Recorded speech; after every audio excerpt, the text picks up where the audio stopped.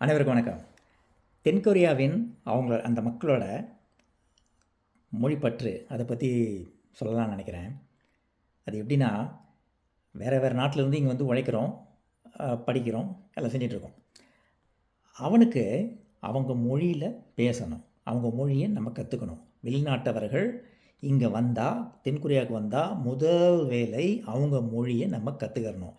Level 1, level 2, level 3ன்னு இருக்குது, level 5 வரைக்கும் படித்து முடித்தாதான் சரியான வேலை கிடைக்கும். எங்கேயும் நம்ம வந்து சாதாரணமாக பேச முடியும், இல்லைன்னா இருக்கவே முடியாதுங்க. ரொம்ப கஷ்டங்க, ரொம்ப ரொம்ப கஷ்டம். அவன் எப்படி வச்சுருக்கான் பாருங்கள். நீ என்ன வரை புலியாக இருந்து என்ன வரை எங்கேருந்து வா, நீ எப்பேற்பட்ட பொறியாளர், நீ என்ன வேணால் இருந்துக்கோ, ஆனால் நீ என் நாட்டுக்கு வந்துட்டா நீ என் மொழியை படித்து தாண்டா ஆகணும் அப்படின்னு ஃபிக்ஸ் பண்ணுறான் பாருங்கள். அதுதாங்க மொழிப்பற்று. நிறைய பேருக்கு நம்ம நாட்டில் தெரியல, நம்ம தமிழ்நாட்டு மக்களுக்கு தெரிஞ்சுக்கோங்க. சீமானன் சொல்கிறது புரிஞ்சுக்கோங்க. சரியா? பார்த்துக்கலாம், அடுத்து வரேன்.